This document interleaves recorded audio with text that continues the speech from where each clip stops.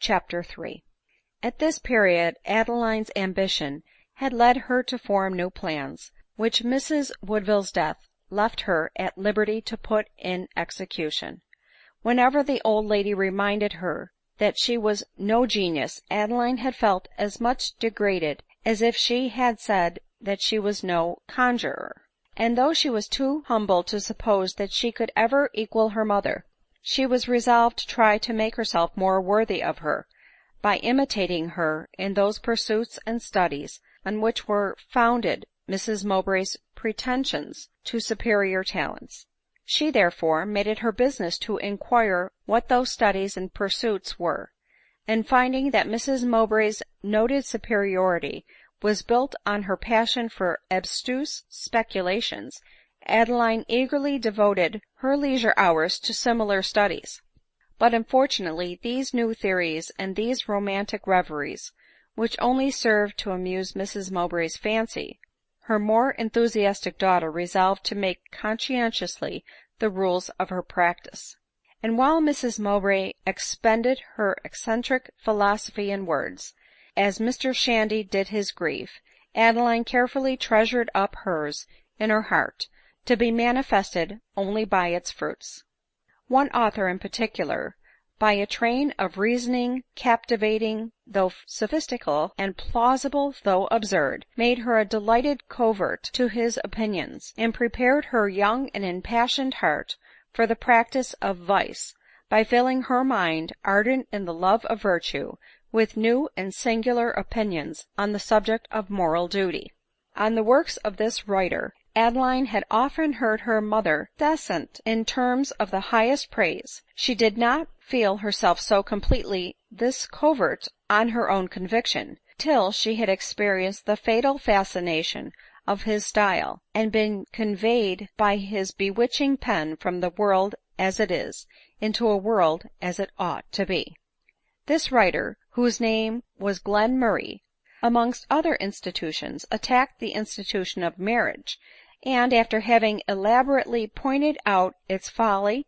and its wickedness, he drew so delightful a picture of the superior purity as well as happiness of a union cemented by no ties but those of love and honor, that Adeline, wrought to the highest pitch of enthusiasm for a new order of things, entered into a solemn compact with her to act, when she was introduced into society, according to the rules laid down by this writer. Unfortunately for her, she had no opportunity of hearing these opinions combated by the good sense and sober experience of Dr Norbury, then their sole visitant, for at this time the American war was the object of attention to all Europe, and as Mrs Mowbray as well as Dr Norbury were deeply interested in the subject, they scarcely ever talked on any other, and even Glenmurray and his theories were driven from Mrs Mowbray's remembrance by political tracts and the eager anxieties of a politician. Nor had she even leisure to observe, that while she was feeling all the generous anxiety of a citizen of the world for the sons and daughters of American independence, her own child was imbibing, through her means, opinions dangerous to her well-being as a member of any civilized society, and laying perhaps the foundation to herself and her mother of future misery and disgrace. Alas, the astrologer in the fable was but too like Mrs Mowbray. But even had Adeline had an opportunity of discussing her new opinions with Dr Norbury, it is not at all certain that she would have had the power. Mrs Mowbray was, if I may be allowed the expression, a show-off woman, and loved the information which she acquired, less for its own sake than for the supposed importance which it gave her amongst her acquaintance, and the means of displaying her superiority over other women. But she secluded herself from society in order to study education. She had been the terror of the ladies in the neighborhood, since, despising small talk, she would always insist on making the gentlemen of her acquaintances, as much terrified sometimes as their wives, engage with her in some literary or political conversation. She wanted to convert every drawing room into an arena for the mind, and all her guests into intellectual gladiators. She was often heard to interrupt two grave matrons in an interesting discussion of an accoutrement, by asking them if they had read a new theological tract, or a pamphlet against the minister. If they softly expatiated on the ladylike fatigue of body which they had endured, she discoursed in the choice terms on the energies of the mind; and she never received or paid visits without convincing the company that she was the most wise, most learned, and most disagreeable of companions. But Adeline, on the contrary, studied merely from the love of study, and not with a view to shine on conversation. Nor dare she venture to expatiate on subjects which she had often heard Mrs Woodville say were very rarely canvassed, or even alluded to by women. She remained silent, therefore, on the subject nearest her heart, from choice as well as necessity, in the presence of Dr Norberry, till at length she imbibed the political mania herself, and soon found it impossible to conceal the interest which she took in the success of the infant republic. She therefore one day put into the doctor's hands some Bout's rhymes, which she had written on some recent victory of the American arms, exclaiming with a smile, "I too am a politician," and was rewarded by an exclamation of "Zounds! Girl, I protest you are as clever as your mother." This unexpected declaration fixed her in the path of literary ambition, and though wisely resolved to fulfill, as usual, every feminine duty, Adeline was more convinced than she, like her mother, that a right to be an author, a politician, and a philosopher, while Dr Norberry's praises of her daughter convinced Mrs Mowbray that almost unconsciously she had educated her into a prodigy, and confirmed her in her intention of exhibiting herself and Adeline to the admiring world during the next season at Bath; for at Bath she expected to receive that admiration which she had vainly sought in London. Soon after their marriage, Mr Mowbray had carried his lovely bride to the metropolis, where she expected to receive the same homage which had been paid to her charms at the assize balls in her neighborhood. What then must have been her disappointment, when instead of hearing as she passed, "That is Miss Woodville, the rich heiress," or "the great genius," or "the great beauty," or "That is the beautiful Mrs Mowbray," she walked unknown and unobserved in public and in private, and found herself of as little importance to the wide world of the metropolis as the most humble of her acquaintance in a country ballroom. True, she had beauty, but then it was unset off by fashion; nay, more, it was eclipsed by unfashionable and tasteless attire; and her manner, though stately and imposing in an assembly where she was known, was wholly unlike the manners of the world, and in a London party appeared arrogant and offensive. Her remarks too, wise as they appeared to her and Mr Mowbray,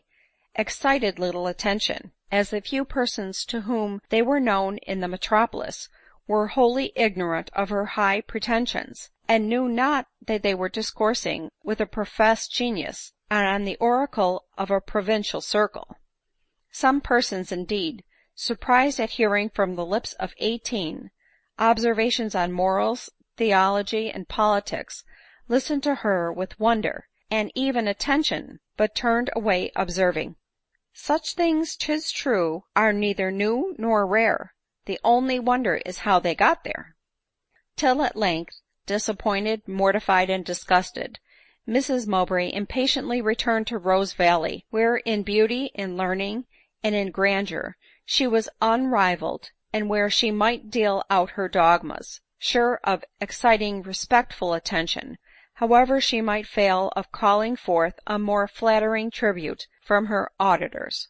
But in the narrow field of Bath she expected to shine forth with greater eclat than in London, and to obtain admiration more worthy of her acceptance than any which a country circle could offer. To Bath, therefore, she prepared to go, and the young heart of Adeline beat high with pleasure at the idea of mixing with that busy world which her fancy had often clothed in the most winning attractions. But her joy and Mrs Mowbray's was a little overclouded at the moment of their departure by the sight of Dr Norberry's melancholy countenance. What was to be, as they fondly imagined, their gain was his loss, and with a full heart he came to bid them adieu. For Adeline he had conceived not only affection, but esteem amounting almost to veneration; for she appeared to him to unite various and opposing excellencies. Though possessed of taste and talents for literature, she was skilled in the minutest details of housewifery and feminine occupations, and at the same time she bore her faculties so meekly that she never wounded the self-love of any one by arrogating to herself any superiority. Such Adeline appeared to her excellent old friend, and his affection for her was, perhaps, increased by the necessity which he was under of concealing it at home. The praises of Mrs Mowbray and Adeline were odious to the ears of Mrs Norberry and his daughters, but especially the praises of the latter, as the merit of Adeline was so uniform that even the eye of envy could not at that period discover anything in there vulnerable to censure. And as the sound of her name excited in his family a number of bad passions and corresponding expressions of countenance, the doctor wisely resolved to keep his feelings with regard to her locked up in his own bosom. But he persisted in visiting at the park daily, and it is no wonder, therefore, that the loss, even for a few months, of the society of its inhabitants should by him be anticipated as a serious calamity. "Zounds!" cried he, as Adeline, with an exulting bound, sprang after her mother into the carriage, "how gay and delighted you are, though my heart feels devilish queer and heavy." "My dear friend," cried Mrs Mowbray, "I must miss your society wherever I go." "I wish you were going too," said Adeline; "I shall often think of you." "Pshaw, girl, don't lie," replied Dr Norberry, swallowing a sigh as he spoke; "you will soon forget an old fellow like me." "Then I conclude that you will soon forget us." "He? How? What?" "Think so at your peril." "I must think so, as we usually judge of others by ourselves." "Go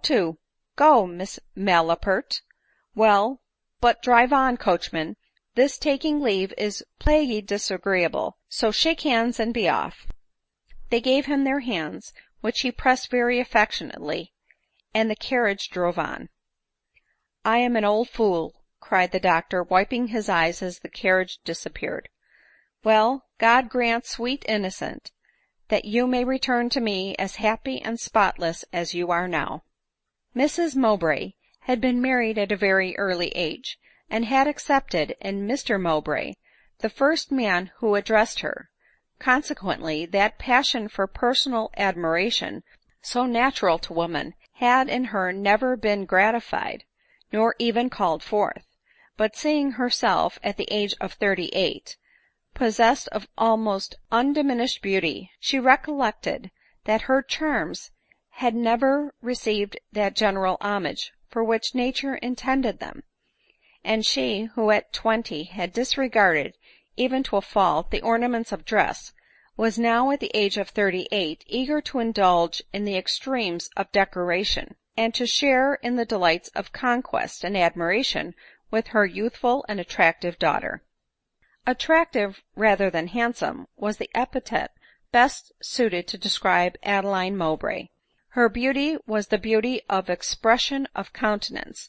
not regularity of feature, though the uncommon fairness and delicacy of her complexion, the luster of her hazel eyes, her long dark eyelashes, and the profusion of soft light hair which curled over the ever mantling color of her cheek, gave her some pretensions to what is denominated beauty. But her own sex declared she was plain, and perhaps they were right, though the other protested against the decision, and probably they were right also. What women criticize in detail, men admire in the aggregate,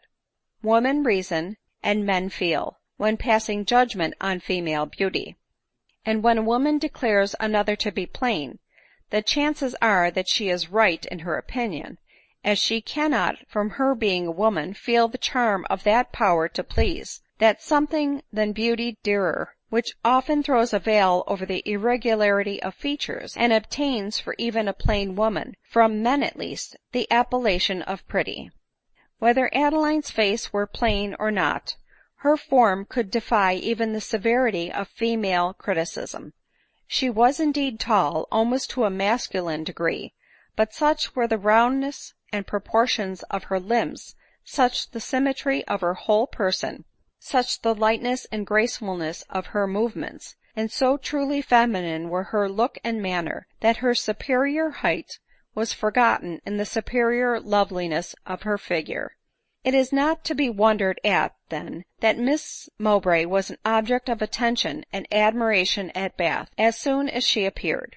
nor that her mother had her share of flattery and followers. Indeed, when it was known that Mrs Mowbray was a rich widow, and Adeline depended upon her, the mother became, in the eyes of some people, much more attractive than her daughter.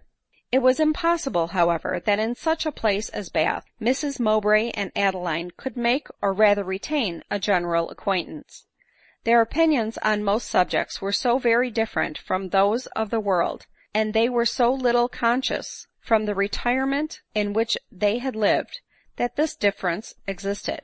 or was likely to make them enemies, not that a day elapsed in which they did not shock the prejudices of some, and excite the contemptuous pity of others. And they soon saw their acquaintance coolly dropped by those who, as persons of family and fortune, had on their first arrival sought it with eagerness.